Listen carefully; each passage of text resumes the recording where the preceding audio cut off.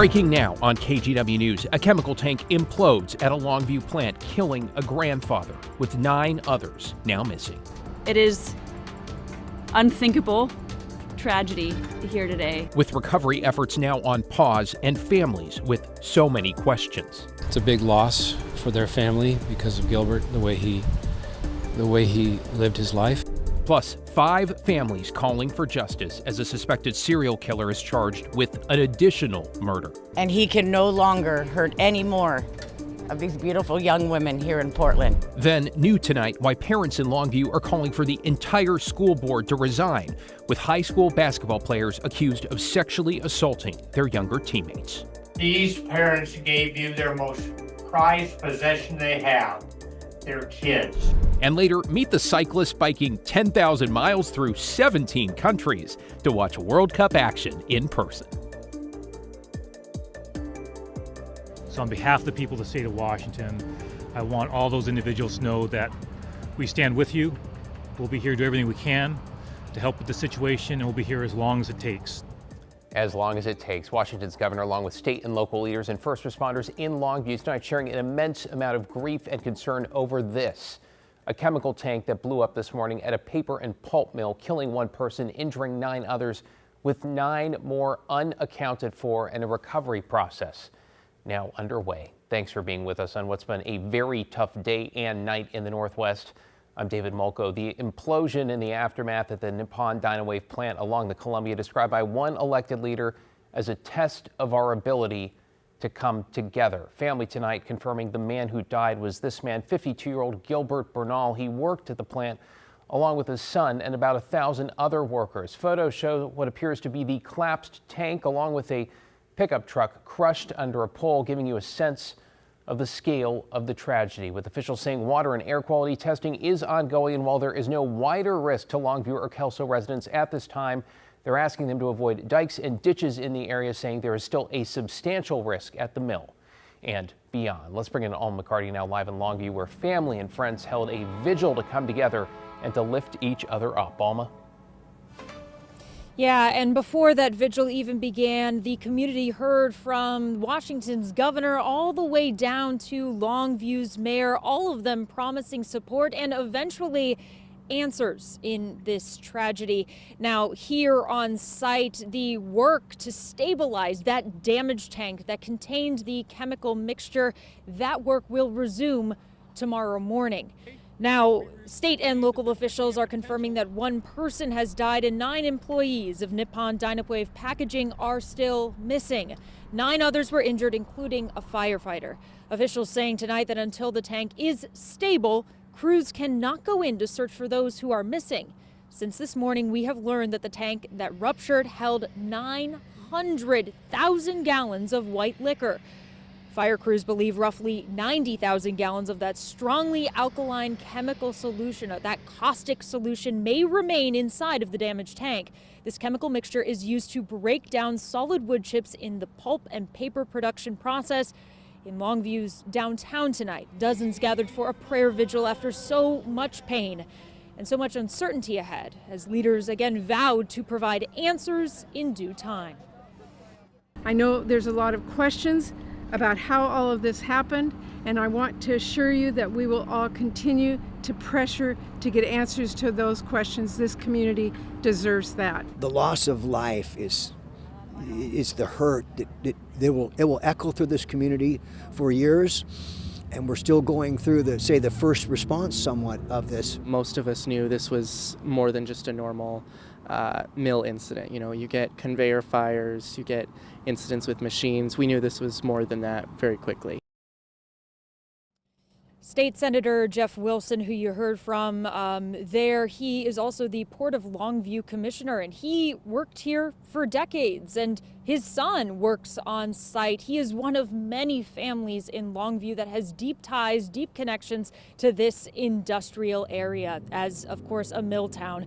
There are a lot of agencies and people who are going to be on site helping with this effort. The state even sending in the National Guard to assist. Certainly a lot more updates to come, with the latest updates happening tomorrow morning at 10 a.m. That is when officials expect more information to be released. For now, David, Back to you. Yeah, a difficult day, probably the biggest understatement of everything that's going on. McCarty in Longview there. More now on the employee who was also a father and grandfather killed in the implosion. We learned through the family pastor that Gilbert Bernal had worked at the site as an electrician for some 15 years. His pastor at Journey Adventist Church says he's been with Gilbert's family all day, saying they are understandably heartbroken. It's a big loss for their family because of Gilbert, the way he lived his life, the way he loved his family, the way he provided for his family. Just a wonderful person. In a statement tonight, his daughter adding, quote, "My father was the most selfless man I knew. He worked hard to provide for his family and he loved us so much. He was going to celebrate his 32nd wedding anniversary with my mom in just a couple weeks, and he loved my son, his first grandson, so very much." Nippon Dynawave has said little today about the circumstances that led up to the implosion or explosion. Authorities aren't sure which, other than providing joint updates with first responders. This evening, we also took a closer look at the plant's safety record using an online government database. It shows a worker complained about unsafe conditions at that plant just a few weeks ago. So on May 6th, records showed the state of Washington opened a safety inspection into a sinkhole created by a failed drain. To be clear, it does not appear to have anything to do with this explosion here. Records also show additional complaints in March of this year and April of last year. Longview Fire also responded to the property in 2023 when a large chip fire took days to fully put out and damaged conveyor belts, a barge deck, and a maintenance building. The blaze sent smoke across the region, prompting air quality concerns. And then last August, there was another fire that broke out in a building used to repair and maintain railroad equipment. The structure on the Nippon Dynawave property was leased by Patriot Rail. No one was injured in that case. Washington's Department of Labor and Industries now says it will open a formal investigation into what happened and why and how to prevent it from happening again. The inspection process alone can take up to 6 months, to say nothing of findings, recommendations, and next steps. We'll stay with KGW for continuing coverage of the aftermath of the Longview tank implosion as crews work to stabilize it, remove the liquid inside, and then recover and return human remains to their families. We expect another update first thing tomorrow. You can always find the latest anytime at kgw.com or on our free KGW mobile app.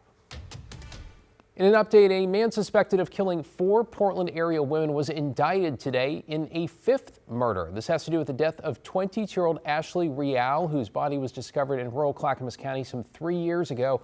Jesse Calhoun was already charged with the murders of 4 other women. They are Charity Perry, Bridget Webster, Joanna Speaks, and Kristen Smith. Both of Ashley Real's parents and her sister spoke with us today.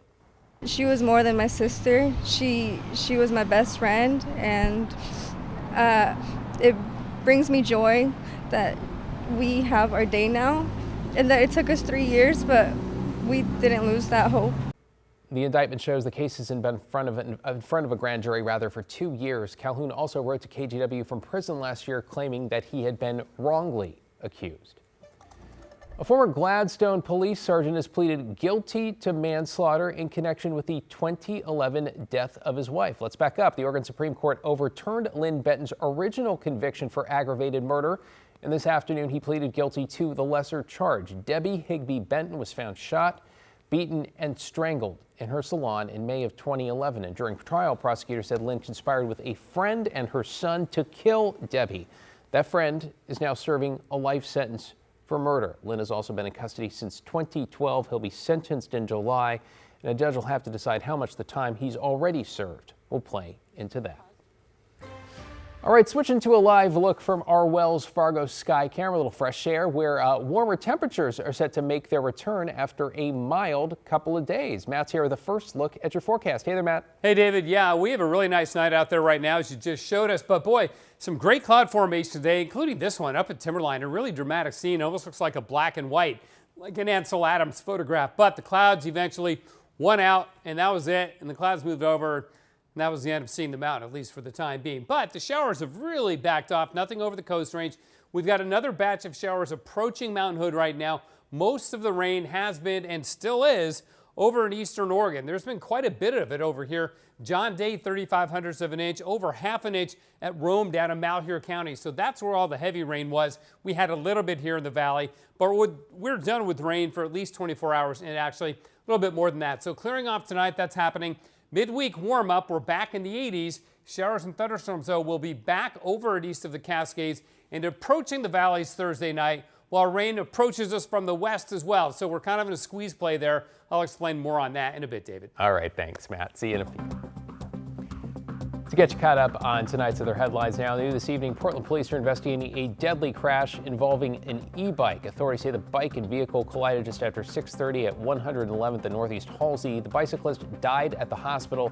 The driver stayed at the scene and is cooperating. Police are asking any witnesses here to please come forward. To Vancouver, where police say one of their officers shot a man this morning after responding to a reported burglary. A woman inside the home on Northeast 48th Street called 911 just after 6, saying a man she knew was smashing her window. She got in her car and left while she waited for police. When officers got there, they say they found the man holding a knife. They say he refused to drop it and moved toward the woman in her yard. That's when an officer shot him. Here's a neighbor who witnessed the aftermath. I stepped outside, looked around my car, and I saw a body lying across the street from my house. All right, the man did survive and was taken to the hospital. Washington's Office of Independent Investigations, that's the OII, is now reviewing the case. And a 16-year-old boy is now in custody in connection with last week's shooting in downtown Salem. A 17-year-old was injured but is expected to survive. Detectives had been searching for the teenage suspect, and this morning they say he turned himself in. He's facing multiple charges, including assault in the first degree. His name is not being released, though, because he's a minor.